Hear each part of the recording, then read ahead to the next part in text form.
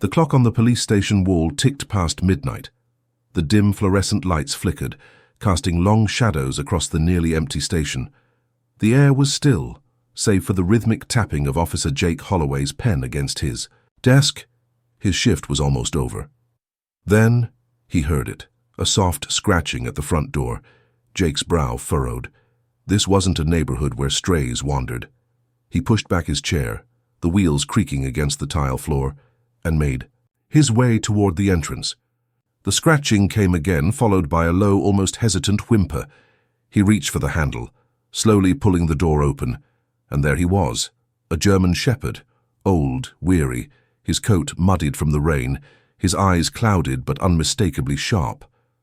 He stood there motionless, staring up at Jake with something deeper than recognition, something almost pleading. Jake's breath hitched. "Rex," he whispered. The dog's ears twitched at the name, but he didn't move. 1,000 memories crashed into Jake's mind at once. 5 years earlier, the sun hung low over the training grounds, painting the sky in warm hues of orange and purple. The scent of freshly cut grass mixed with the lingering sweat of a long day's work. Rex was by his side, his sleek black and tan coat gleaming in the evening light.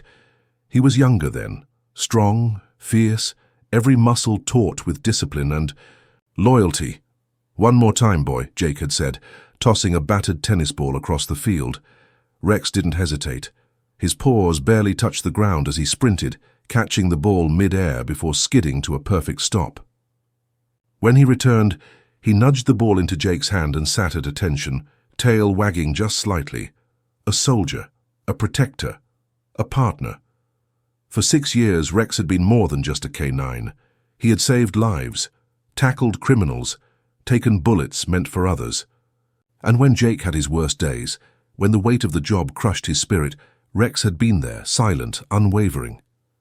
But then, the accident happened. A drug bust gone wrong. A warehouse filled with gunfire and smoke.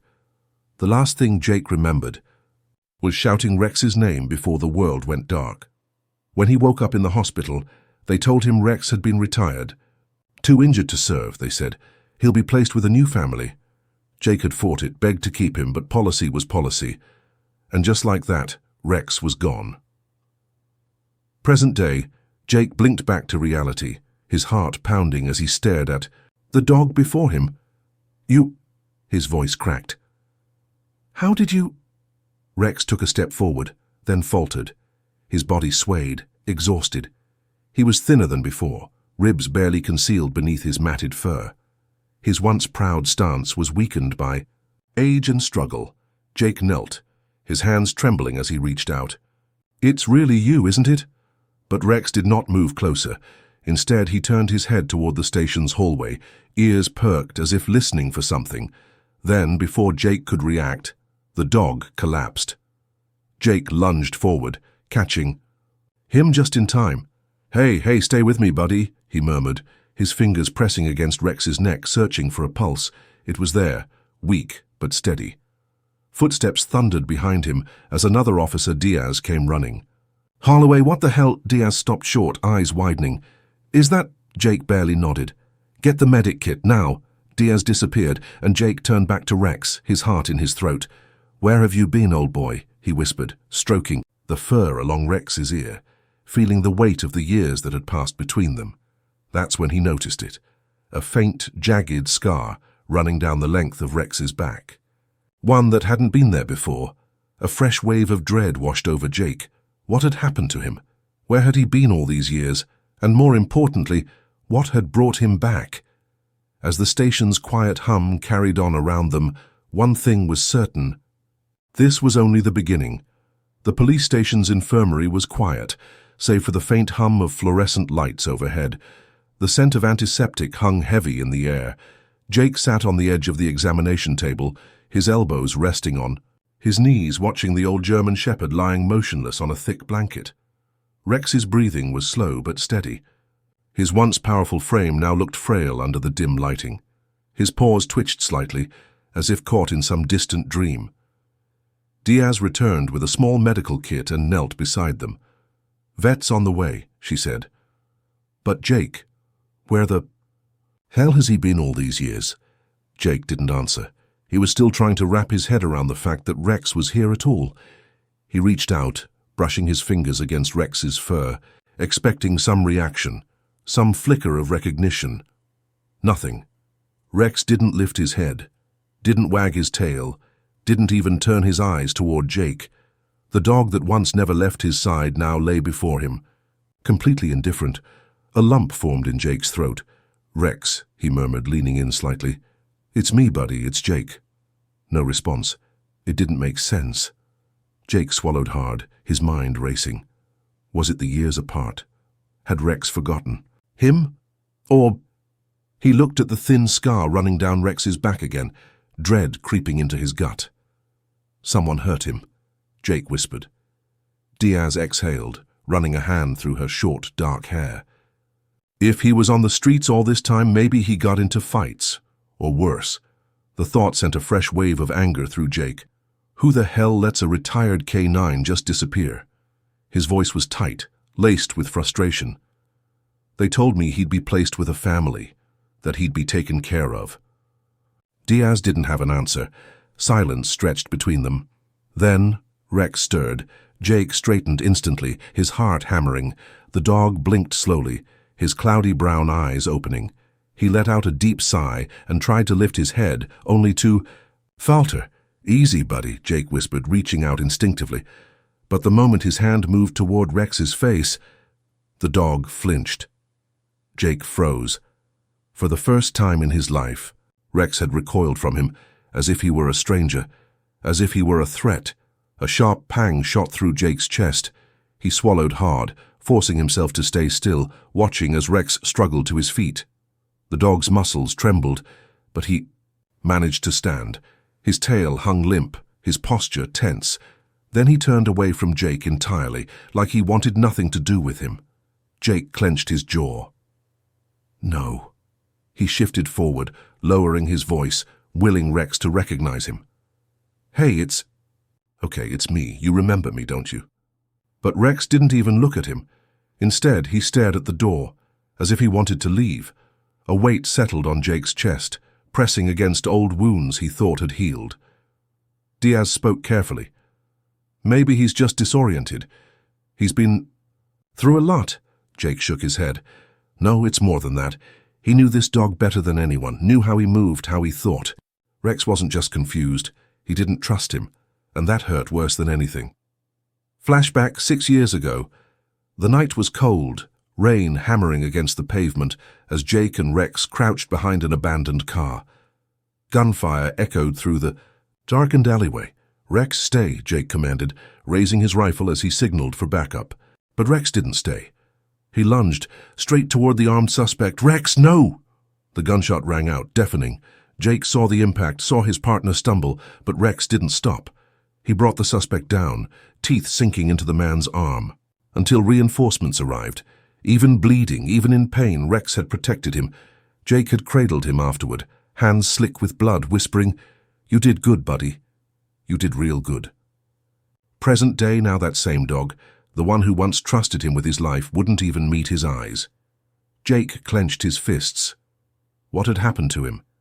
A sharp knock at the door broke the tension. A woman in her mid-50s, dressed in a navy blue vet's coat, stepped in. "Officer Holloway?"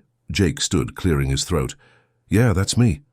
"I'm Dr. Langley," she said, her gaze shifting to the German shepherd standing stiffly in the corner. "And I believe we need to figure out where this boy has been." She knelt slowly, pulling a small scanner from her bag. "Let's check his microchip first." Jake felt his pulse quicken. If Rex's microchip still registered under the department, he might get some answers. The vet waved the scanner over Rex's shoulder. A soft beep echoed through the room. She frowned, glancing at the screen. "That's odd," she muttered. Jake stepped forward. What is it?" Dr. Langley turned the screen toward him. The microchip had been re-registered. Rex had a different owner now. A name popped up on the screen. Jake's stomach turned. He recognized it, and it wasn't a good sign. "Son of a..." He exhaled sharply. Why the hell would he have Rex? Diaz glanced between them. "Who is it?" Jake's jaw tightened. "Matthew Grayson," he said. Diaz frowned. Wait, you mean, yeah. Jake's voice was low, tense. The same guy we put away 5 years ago. The room fell silent. Rex stood unmoving, his tail still, his gaze locked on the door as if he too was waiting for something. Jake inhaled deeply, his mind racing. This wasn't just about a lost canine anymore. Something had happened to Rex, something dark, and Jake was going to find out exactly what. The moment the name Matthew Grayson appeared on the screen, Jake felt something cold settle in his chest. Grayson was a name that belonged in the past, a past filled with gunfire, bad blood, and a case that nearly ended both Jake and Rex 5 years ago. The fact that Grayson had somehow ended up with Rex. That wasn't a coincidence. Jake clenched his jaw, turning to Diaz. I need to know how the hell this happened. Who approved Rex's transfer? Diaz gave a stiff nod. I'll dig into it, but if Grayson had him, we might not like what we find. Jake's gaze dropped to the German shepherd standing a few feet away. Rex still wouldn't look at him, wouldn't even acknowledge his presence. The bond they once had, built through years of trust, sweat, and life-or-death moments, felt shattered, and that cut deeper than anything. Later that night, the station's dim locker room smelled of old leather and steel. Jake sat on the worn, wooden bench, staring at the tattered police K9 vest in his hands. It was Rex's, the same one he had worn the night of their last mission together. Bullet holes lined the fabric, the metal clasp still slightly bent from the impact of that fateful shot. Jake exhaled, rubbing a hand over his face. The dog in that room wasn't the Rex he knew. He had to find a way to break through. First attempt, familiar commands. Jake returned to the infirmary, where Rex now lay on a blanket, eyes half closed but still alert. Jake knelt a few feet away, keeping his voice calm. Rex, sit. The dog didn't move. Jake swallowed, trying again. Rex, down. Nothing. Rex, heel. The dog's ears twitched slightly at that command, but still, he remained where he was. Jake exhaled through his nose. He wasn't expecting an instant fix, but the complete lack of response made his gut churn. This wasn't just memory loss. This was something else, something deliberate. Flashback. Training grounds. 5 years earlier, Rex had been a force of nature. Every command was executed with precision. Every mission he was the first to charge in, fearless and loyal. Jake had once joked that Rex was more disciplined than half the rookie officers on the force. But now, it was as if someone had wiped that part of him away. Second attempt, scent memory. Jake rummaged through his locker and pulled out an old leather glove, the same one he used when training Rex years ago. The edges were worn, teeth marks still, visible from endless bite drills. He brought it to Rex, holding it just under his nose. The dog inhaled. For a moment, something flickered in his eyes. A ghost of recognition. Jake held his breath. Then, just as quickly as it came, it was gone. Rex turned his head away. Jake's heart sank. Damn it, he muttered under his breath. Third attempt, the tennis ball it. Some point, Jake had to step. Away. The frustration, the pain, it was getting to him. He leaned against the station's rooftop railing, staring out at the city lights below. Diaz had given him space, but he knew she was just as worried as he was. Then he remembered the old tennis ball Rex's favorite. Jake dug into his duffel bag and pulled it out. The once bright green fuzz had long since faded, the surface worn from years of play. He turned it over in his hands, a memory hitting him like a punch to the gut.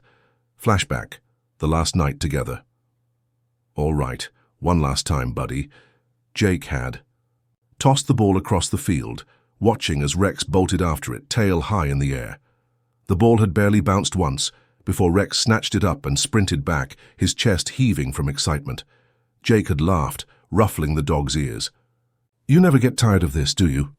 Rex had dropped the ball at his feet, nudging it forward. A silent request for one more throw, but there hadn't been time for one more, because that night everything had changed. Present-day Jake inhaled sharply, gripping the ball. Then, without thinking, he walked straight into the infirmary and rolled, head across the floor. The soft thud-thud-thud of the ball echoed in the quiet room. Rex's ears perked. His gaze followed it. Jake didn't move, he barely breathed. Rex's muscles tensed slightly, as if on instinct. For a split second, Jake thought he might move, might chase it. But then, the light faded from his eyes. His posture slumped. And he turned away again. Jake felt like someone had punched him in the gut, that was it. The final proof. Someone had trained this response into him. Someone had deliberately stripped away everything that made Rex who he was. Jake stood slowly, jaw tight. His hands curled into fists at his sides. "Whoever did this to you," he said, voice low, "they're going to pay for it." The next day, a break in the case Diaz stormed into the station later that morning, a file clutched tightly in her hands. "Jake, you're going to want to see this." He looked up from his desk, eyes bloodshot from a night of no sleep. "What is it?" Diaz dropped the file in front of him. Inside were adoption records, falsified ones. "Rex was never placed with a family," she said. "Grayson pulled strings, made it look legit, but he took Rex the second he was retired." Jake's blood ran cold. "Why?" he asked. Diaz exhaled. "That's the part that's going to make you want to break something." She turned the file to the next page. It contained surveillance photos, photos of Grayson and an underground dogfighting ring. Jake's stomach twisted. Grayson had taken Rex, one of the best-trained K9s in the force, and turned him into something else, or worse, he had tried to break him. Jake's grip on the file tightened. His pulse pounded in his ears. No wonder Rex didn't respond to him. No wonder he flinched. He had been trained to fear, to forget. But Jake wasn't going to let that stand. He was going to fix this, no matter what it took. The weight of the truth sat heavy on Jake's chest. Grayson had taken Rex, his loyal partner, his best friend, and turned him into something unrecognizable. The cold, distant stare, the refusal to obey, the way Rex flinched at sudden movements. It wasn't just trauma, it was conditioning. Jake sat on the floor of the station's infirmary, his back against the wall, watching Rex from a few feet away. The dog lay on his side, his breathing slow and steady, but his body remained tense, as if waiting for something, an order, a punishment, a threat. Jake exhaled, rubbing his face. How do you bring a broken soul back from the edge? The final attempt, going back to the beginning. Diaz had tried convincing him to take a break, but Jake refused. This wasn't something he could walk away from, not again. So he sat there, hour after hour, letting the silence fill the space between them. No commands, no pressure, just presence. Then he reached into his bag and pulled out the old tattered police K9 vest. He held it up, letting Rex see it. Letting him smell it. For the first time in days, there was a flicker of something in Rex's eyes. Not fear, not obedience, something deeper. Jake placed the vest on the floor between them, then leaned back, waiting. Minutes passed. Then, slowly, slowly it was almost imperceptible, Rex lifted his head, his nose twitched. His muscles tightened as if battling an invisible force within himself. Then, in a move that made Jake's throat tighten, Rex shifted forward. Just an inch, but it was something. Jake swallowed hard. That's it, buddy. It's okay. Rex's ears twitched. His gaze flicked from Jake to the vest, then back again, and then a single step, hesitant. Small, but a step. Jake's vision blurred. He held his breath as Rex inched forward, his body moving with careful, deliberate precision. Then, without warning, Rex lowered his head and pressed his nose against the vest. Jake felt his chest tighten, the air hitching in his throat. Rex exhaled, a shuddering breath that carried the weight of years. His paws trembled slightly, his body torn between old instincts and something buried deep inside him. Recognition, memory, home. Jake moved slowly, reaching into his bag once more. The tennis ball. He rolled it toward Rex, just like he had the night before. The ball came to a stop, just inches from the dog's paw. This time, Rex didn't turn away. His eyes stayed locked on it. His ears twitched again. Then, almost as if testing the waters of his own past, he reached forward, just slightly, and nudged the ball with his nose. Jake let out a shaky breath. This was it. Not obedience, not training, a choice, A single, fragile thread connecting him back to the dog he used to be. Jake whispered, his voice breaking. "Rex?" Rex's head snapped up. His ears perked. His breathing changed, and in that moment Jake saw it, the ghost of recognition. Then, like a dam breaking, Rex's body went rigid. His eyes widened, and something deep inside them seemed to crack open.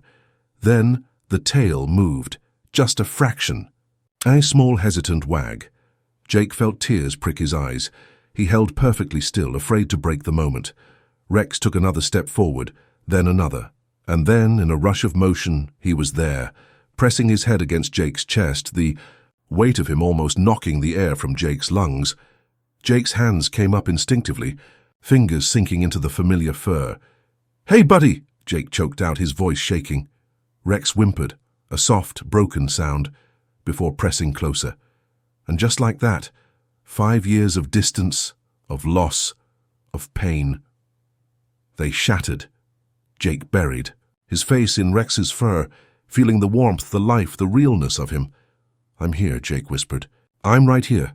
Rex let out a low, shuddering breath, and then the tail wagged again, stronger this time, steady, like a heartbeat finding its rhythm again, like home. The station felt different that morning, the usual hum of radio chatter, and the distant murmur of officers preparing for their shifts filled the air, but there was something else, an unspoken energy, a quiet reverence hanging over the department. Jake sat on the floor of his office, leaning against his desk, his fingers absently running through Rex's fur. The German shepherd lay beside him, his head resting on Jake's leg, his eyes half closed, in contentment. It had been hours since their breakthrough, hours since Rex had finally let go of whatever ghosts had been haunting him and leaned into the familiar presence of his old partner. Now, in the soft glow of the morning light filtering through the blinds, they sat together in silence, not as strangers, not as soldier and handler, but as Jake and Rex, partners, best friends, family. The final test. The moment of peace didn't last long. A knock at the door made Rex lift his head, his ears twitching toward the sound. Diaz stepped in, her expression cautious, like she was afraid of breaking something fragile. "Morning," she said softly. Jake nodded. "Morning?" Her eyes flicked to Rex, and something like awe passed over her face. "How's he doing?" Jake exhaled. "Better.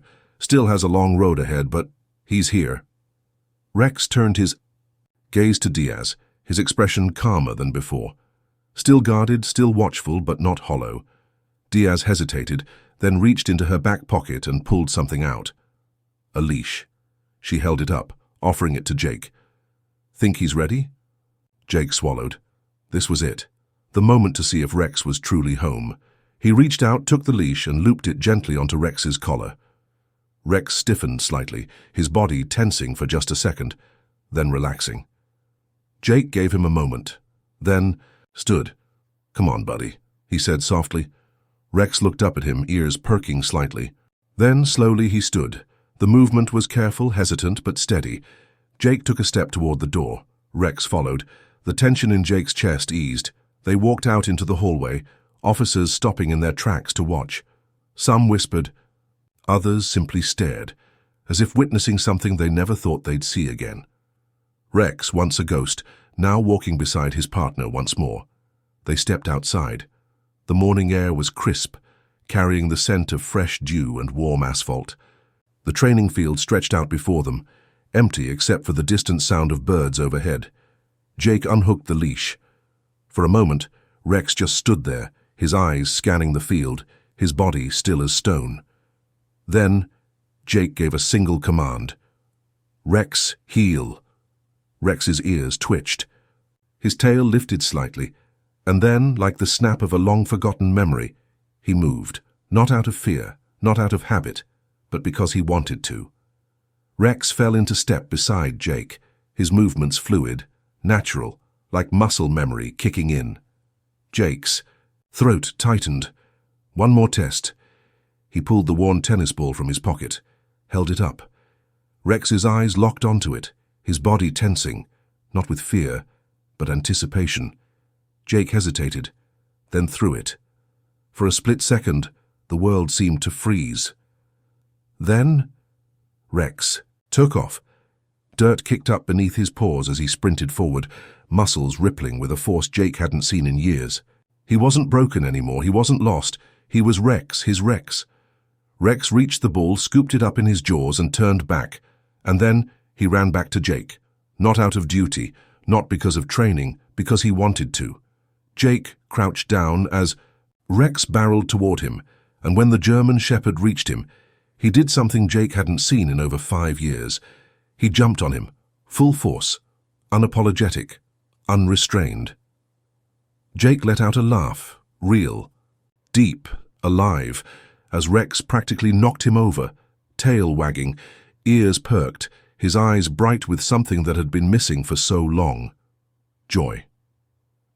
Jake wrapped his arms around Rex, burying his face in the thick fur, his laughter fading into something quieter, something deeper.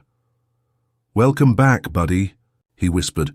Rex gave a soft whimper, then licked his cheek. Home final reflection and closing message. That night, as Jake sat on his porch, watching the stars blink to life in the vast Arizona sky, Rex lay beside him, his body warm against Jake's leg. For years, Jake had believed he'd lost his best friend. But sometimes the ones we love aren't truly gone. Sometimes all they need is for someone to bring them back. And Rex, he was finally home. Have you ever had a pet that changed your life? Share your story in the comments below. And if you believe in second chances, in loyalty, and in the unbreakable bond between humans and animals, hit like, subscribe, and share this story with someone who needs to hear it. Because love, real love, never truly fades.